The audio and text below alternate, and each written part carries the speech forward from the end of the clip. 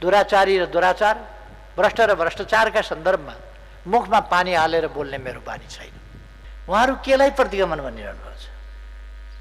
के हो प्रतिगमन भनेको? निर्वाचन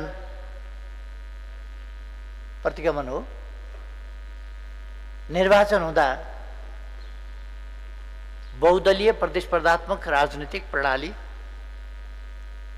त्यो समाप्त हुन्छ। हामीले रोजेको त्यो प्रणाली होइन। म भन्दैछु वैशाख 17 र 27 गते चुनाव गराउँछु भनेर भनिरहेको छु। निर्वाचन त्यसको तयारीमा लागिराखेको छ।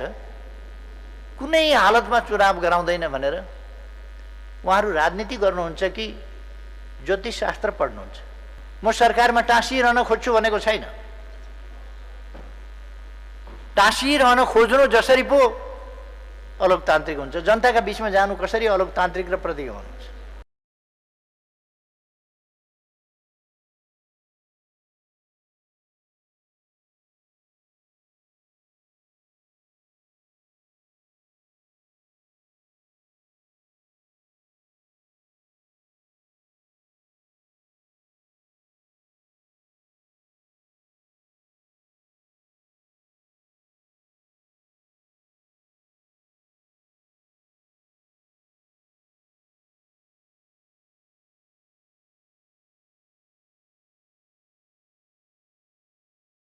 आफ्नै सहकर्मीहरूले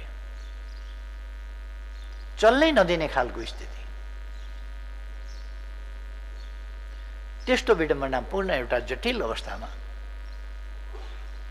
राष्ट्रप्रति जिम्मेवार हुँदै फेरि जनताका बीचमा जानु बाहेक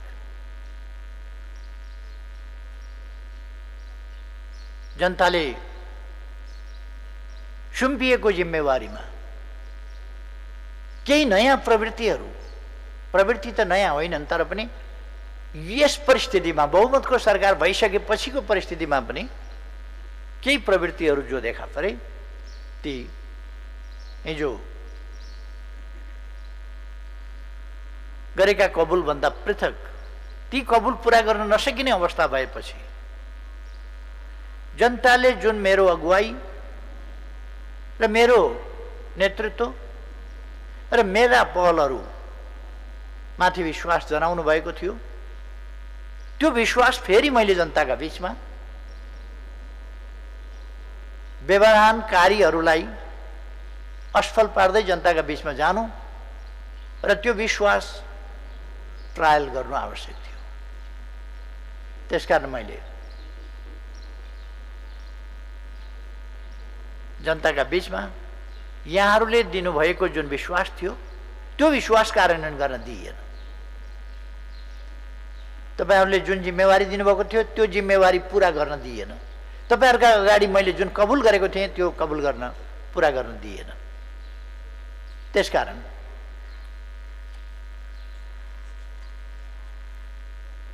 म पुनः जनताका बीचमा जानुपर्छ, ताजा जनादेश पाऊँ भनेर भन्ने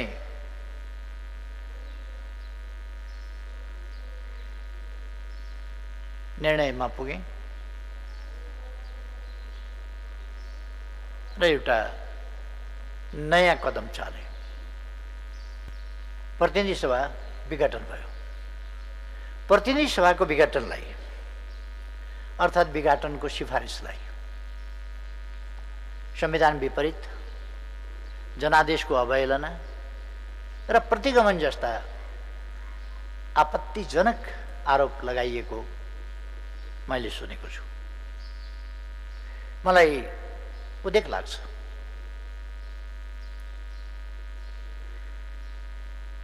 साथीहरू के वास्तवमै बहस गर्दै हुनुहुन्छ या लान्छना मात्रै थोपर्न चाहिरहनु भएको छ? उहाँहरू केलाई प्रतिगमन भनिरहनु भएको छ? के हो प्रतिगमन भनेको? निर्वाचन प्रतिगमन हो। निर्वाचन हुँदा बहुदलीय प्रतिस्पर्धात्मक राजनीतिक प्रणाली त्यो समाप्त हुन्छ? हामीले रोजेको त्यो प्रणाली होइन।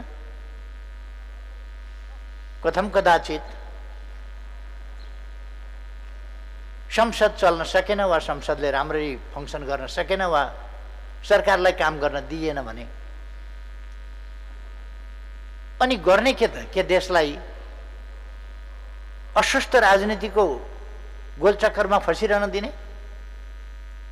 जनताका बीचमा जान परेन? जनताका बीचमा जाँदा, जनादेशका लागि जाँदा यदि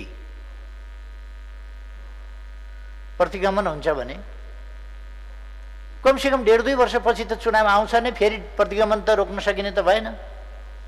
हाम्रो प्रणालीले चुनाव त गराउँछ, चुनाव गराउने बित्तिकै प्रतिगमन हुन्छ भने त फेरि प्रतिगमन त हुने नै भयो।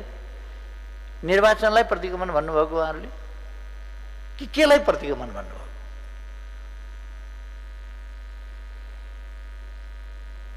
के अहिले हामी संविधानले जुन कोरेका प्रणालीका सीमाहरूभन्दा बाहिर गएका छौँ? त्यसभन्दा हामी के पछि हटेका छौँ? हामी सङ्घीय लोकतान्त्रिक गणतन्त्रको सुदृढीकरण र त्यसले अङ्गीकार गरेको सामाजिक सांस्कृतिक मूल्य मान्यताका विरुद्धमा छौँ? के हामी जनतासँग मत माग्ने र उनीहरूले चुनेका प्रतिनिधिबाट शासन सञ्चालन गर्ने बाटोभन्दा अलग बाटोमा हिँडेका छौँ? कि चुनाव गर्दा अलग बाटोमा हिँडियो? कि मैले अब चुनाव गराउन्न, अब म सधैँ शासनमा बसिरहन्छु भने हल्ला चलाए जस्तै म भन्दैछु वैशाख 17 र 27 गते चुनाव गराउँछु भनेर भनिरहेको छु। निर्वाचन त्यसको तयारीमा लागिराखेको छ, कुनै हालतमा चुनाव गराउँदैन भनेर। उहाँहरू राजनीति गर्नुहुन्छ कि ज्योतिषशास्त्र पढ्नुहुन्छ? जन्मकुण्डली पल्टाउनुहुन्छ कि राजनीति गर्नुहुन्छ? उहाँहरू कस्तो भविष्यवाणी हो उहाँहरूको चुनाव हुँदैन भन्ने? लोकतन्त्रका अभ्यास र आचरण विपरीतका क्रियाकलाप गरिँदैन। अहिले लोकतन्त्रको मूल मर्म सार्वभौम सत्ता जनतामा अर्थात् सार्वभौम सत्ता सम्पन्न जनताका बीचमा लोकतन्त्रको वास्तविक व्यवहारमा कठिनाई भयो, अप्ठ्यारो आयो र लोकतन्त्रलाई फेरि अनुचित बाटोतर्फ फर्काउन खोजियो भनेर त्यसलाई रोक्नका लागि जनता नै अग्रसर हुनु पर्यो। जनताले नै रोक्न सक्छ, जनताभन्दा माथि कोही छैन। सम्पूर्ण राज्य शक्तिका स्रोत जनता हुन्। त्यही जनताका बीचमा जाने फैसला लिएर म जनताका बीचमा जान चाहन्छु वा जनताका बीचमा आएको छु भन्दा प्रतिगमन कसरी हो? म सरकारमा टाँसिरहन खोज्छु भनेको छैन। टाँसिरहन खोज्नु जसरी पो अलोकतान्त्रिक हुन्छ, जनताका बीचमा जानु कसरी अलोकतान्त्रिक र प्रतिगमन हुन्छ? अब आउने निर्वाचनले प्रतिनिधि सभाको अन्तर्यमा अवश्य नै भिन्नता ल्याउनेछ। अहिलेको आतंक त्यही हो, अहिलेको त्रास त्यही हो, अहिलेका कुतर्कहरूको स्रोत त्यही हो कि अहिलेको प्रतिनिधि सभा जो हिजो विघटित प्रतिनिधि सभा थियो, जसलाई ठिक ढङ्गले अगाडि बढ्न दिएन, त्यस प्रतिनिधि सभाको अन्तर्यमा प्रतिनिधि सभा रहन्छ, तर अन्तर्यमा परिवर्तन आउँछ र त्यसमा अहिलेका अनुभवहरूलाई लिएर सार्वभौम सत्ता सम्पन्न महान जनताले परिवर्तन ल्याउनेछन्। यो प्रतिगमन हुन्छ। प्रणालीमा सुधार भनेको यही हो, प्रणालीमा आउने परिपक्वता भनेको यही हो। त्यो परिपक्वता यसबाट आउँछ। अघिल्लो जनादेश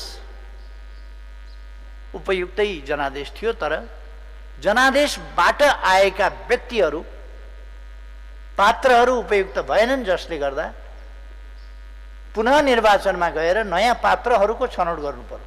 स्वाभाविक हो, परिणाम निर्वाचनको अर्थ हो नयाँ पात्रको छनौट गर्नु।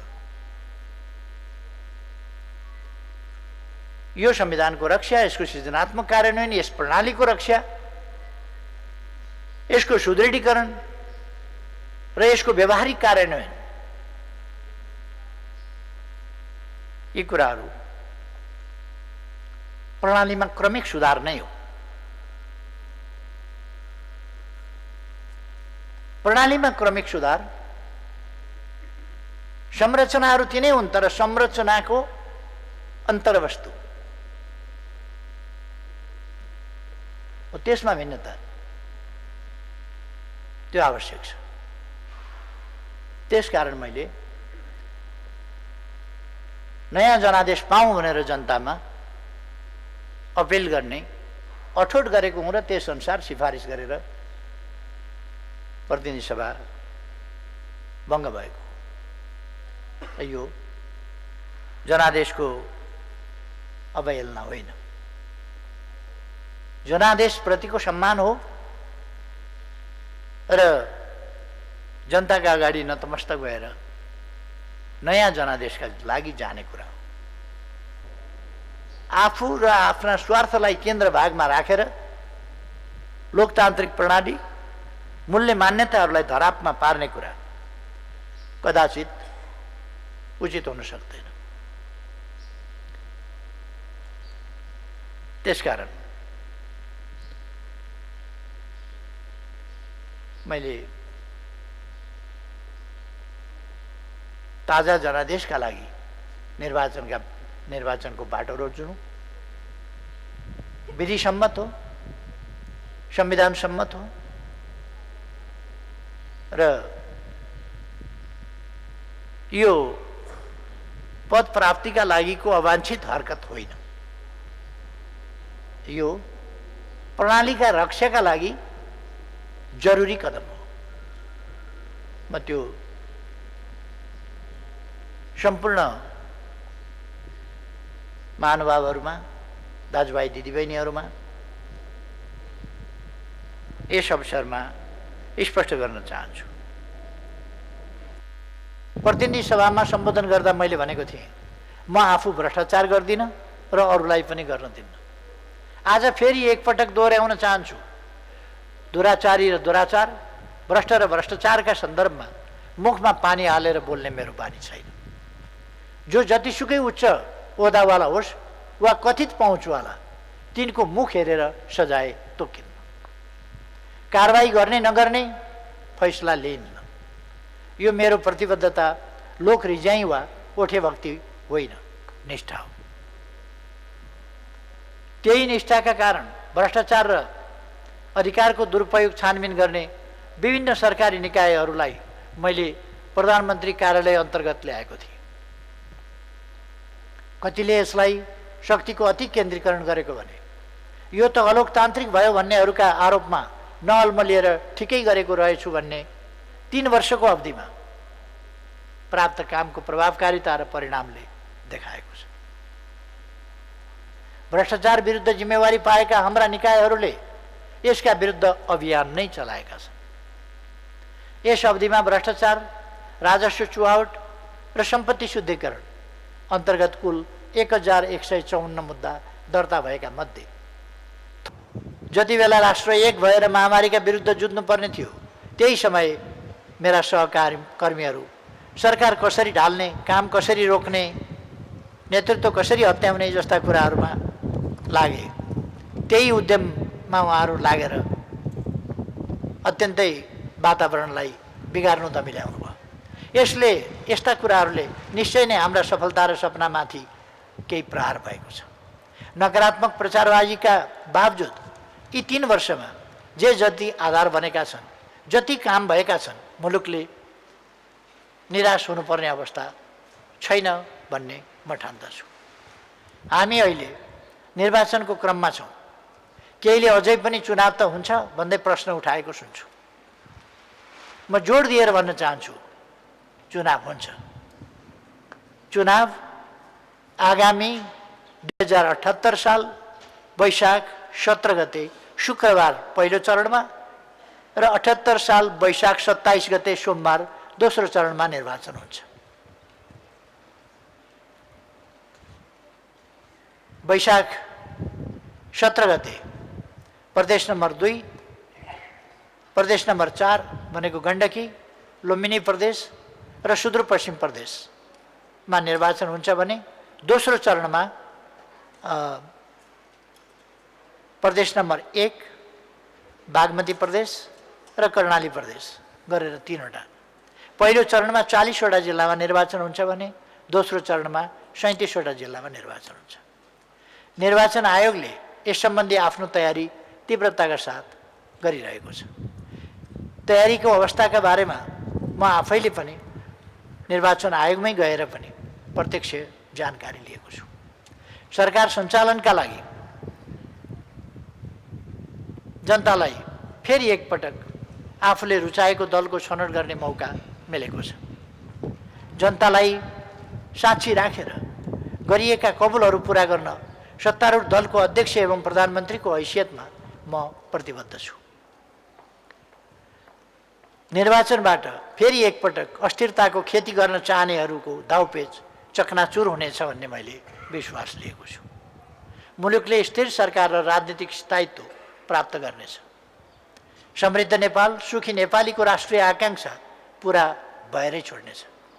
म सम्पूर्ण देशवासी दिदीबहिनी दाजुभाइहरूलाई यस निर्वाचनमा सक्रियताका साथ सहभागी भई र विदेशमा रहेका नेपालीहरूलाई पनि निर्वाचनमा सहभागी हुनका लागि आमन्त्रण गर्न चाहन्छु र यसरी सहभागी भएर निष्फिक्री रूपले आफूले मन पराएको दलका प्रतिनिधिलाई चुन्न अनुरोध समेत गर्दछु र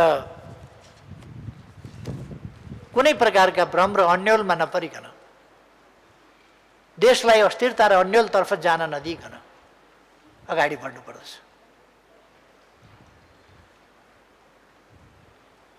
कुनै पनि विषयमा फैसला गर्ने, न्याय निरूपण गर्ने स्वतन्त्र न्यायालय होस् वा अरू संस्थाहरूलाई धम्की दिने, दबाव दिने, विभिन्न प्रकारका